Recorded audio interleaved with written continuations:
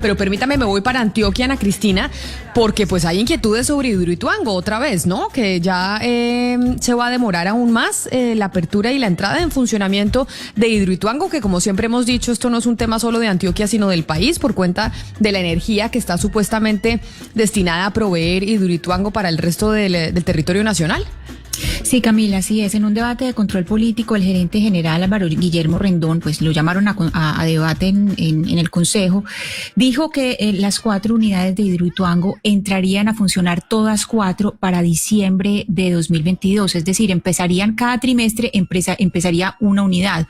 Entonces, al final de 2022 ya estarían todas las unidades. Hay que recordar, Camila, que al momento Hidroituango está pues terminado al 79%, si no hubiera la pandemia estaría al 82%, porque es que básicamente lo que pasó es lo siguiente, pues primero estuvo el confinamiento total y segundo ya pues los contagios que les hicieron parar de 3.000 trabajadores que estaban normalmente a tener solamente 700, Camila. Y en este momento pues al reporte de hoy, lo que tiene Hidroituango en cuanto a contagiados por COVID-19 es 84 casos positivos, 904 recuperados, 39 casos activos y desafortunadamente este fin de semana, pues infortunadamente uno de los trabajadores de Hidroituango falleció.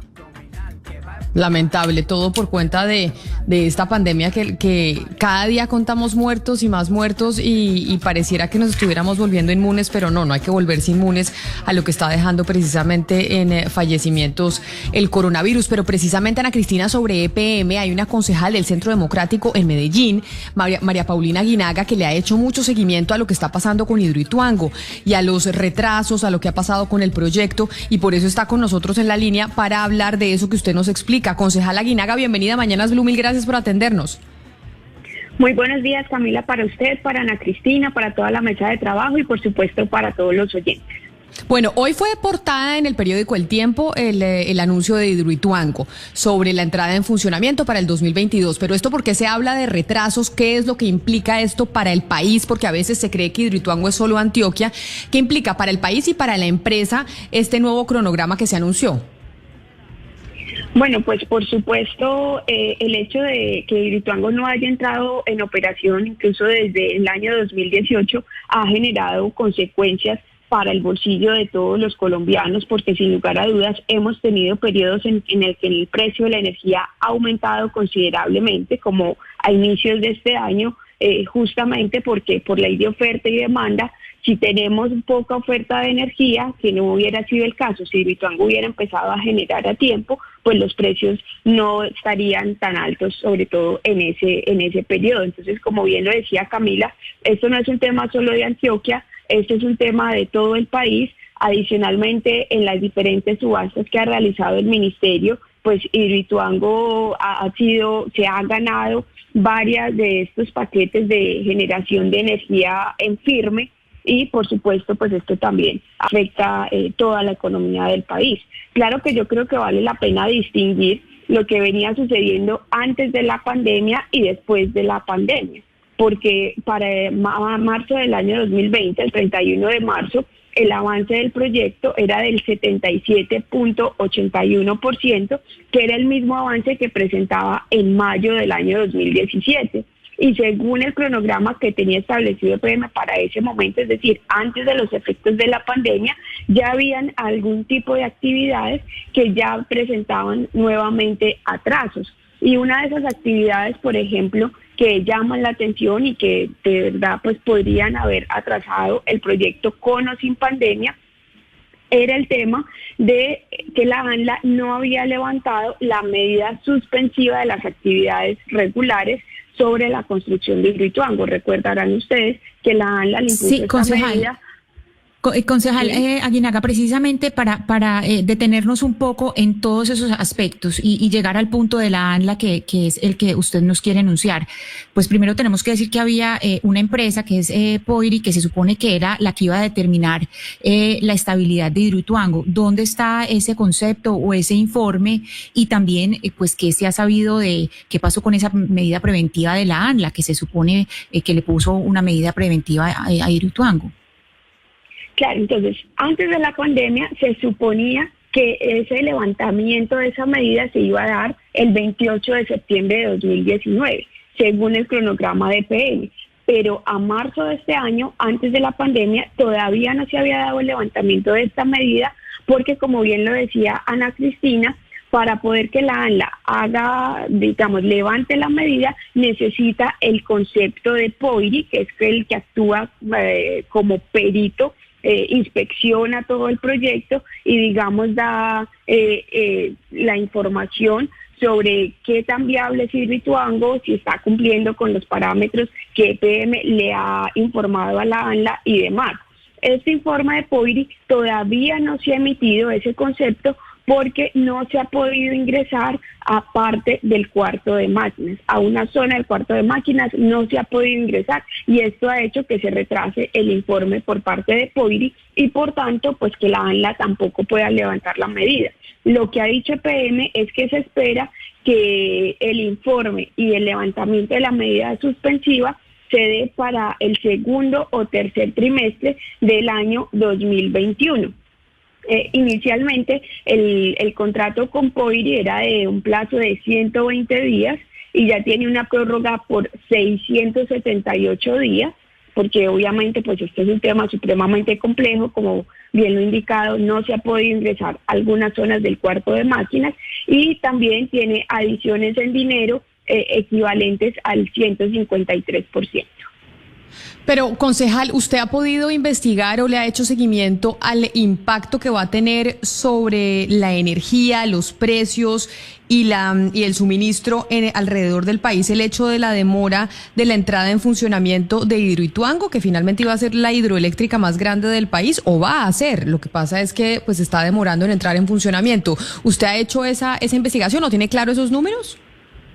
Pues mire, justamente como Hidroituango no empezó a generar en el año 2018, esto obligó al Ministerio de Minas y Energías a que en el año 2019 volviera a realizar una nueva subasta de energía en firme.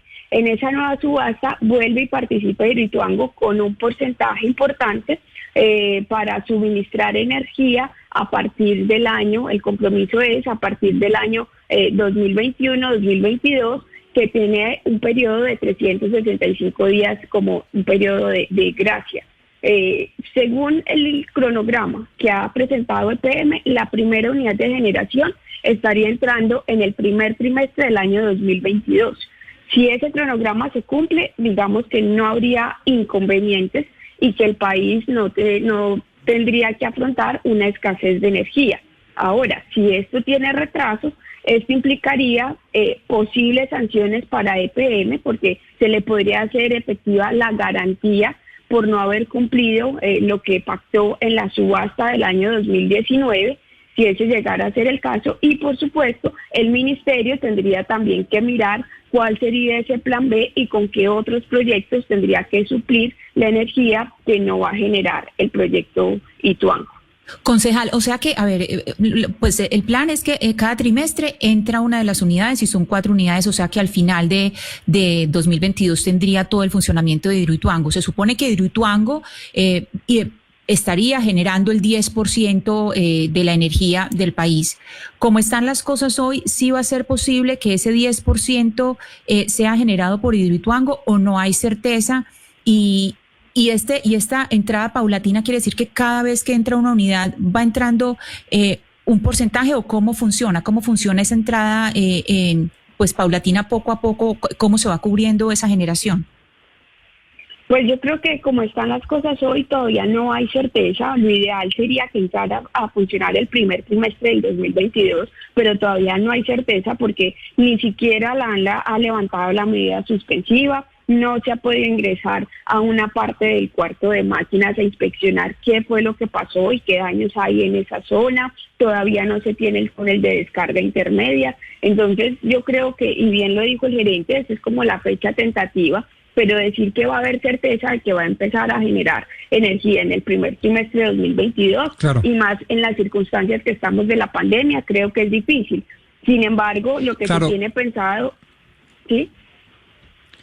Concejal, pero no hay certeza de lado y lado por lo que le estoy entendiendo. Es decir, no hay certeza de que vaya a entrar a operar en el primer trimestre del 2021 el porcentaje a lo 22. cual se comprometió en la subasta del 2019 el señor EPM, ¿cierto? Pero tampoco hay certeza de que nos debamos alarmar más de lo debido en la medida en que no sabemos hoy una o varias razones que nos lleven a concluir que en efecto para el primer trimestre del 2021 no va a poder cumplir EPM. Yo creo que el informe de POIRI, que se espera que esté para el próximo año, segundo trimestre del próximo año, dará un poco más de luces, porque ahí se sabrá si la ANLA finalmente va a quitar esa medida restrictiva y se sabrá, una vez se haya inspeccionado la totalidad del cuarto de máquinas, cuánto tiempo y cuánto más costará poder solucionar los impases en esa zona del cuarto de máquinas. El parte que ha dado el ministerio es que ellos están haciendo un seguimiento estricto al cronograma del proyecto y que por el momento, con el cronograma que tiene PM y el cumplimiento que va haciendo del mismo, no hay de qué alarmarse. Sin embargo, no hay certeza de que el proyecto empiece a generar energía en el primer trimestre del año 2022. Otro tema, concejal, relacionado con Hidroituango tiene que ver con el impacto medioambiental en el Bajo Cauca y en el sur de Bolívar. ¿Usted qué sabe, qué ha dicho EPM sobre reparación a comunidades de pescadores que dicen el río Cauca se está secando y se acabó prácticamente la pesca? Bueno, eso también creo que es otro de los temas álgidos porque todavía no se tiene el túnel de descarga intermedia, que es el que garantiza el caudal ecológico del río, justamente para garantizar las actividades regulares que se desarrollaban antes en el río, esas comunidades de pescadores y demás. Sin lugar a dudas, esta ha sido una de las comunidades más afectadas. EPM, en lo que iba a marzo de este año, se había gastado un poco más de 200.000 millones de pesos atendiendo estas comunidades. 242.000 millones de pesos es la cifra exacta que llevan al 31 de marzo. Ahí va incluido no solamente las ayudas humanitarias, sino también las indemnizaciones a las familias que vieron afectadas sus tierras. Sin embargo, ellos proyectan que los recursos invertidos en estos rubros pueden alcanzar hasta los 600.000 millones de pesos.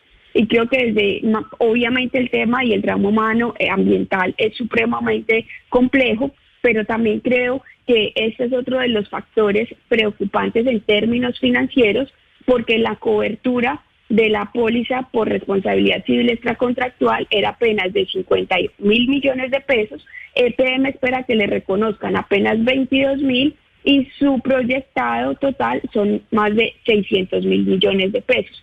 Entonces, esto también va a afectar las finanzas de EPM y por supuesto que afectó el desarrollo de las actividades normales de estas comunidades, su ecosistema y su entorno natural.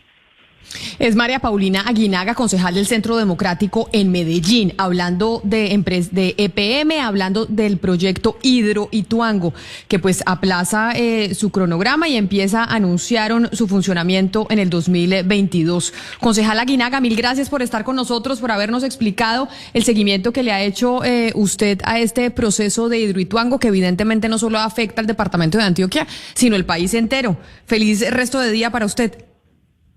Muchísimas gracias, Camila. Un saludo a toda la mesa de trabajo y feliz día para todos.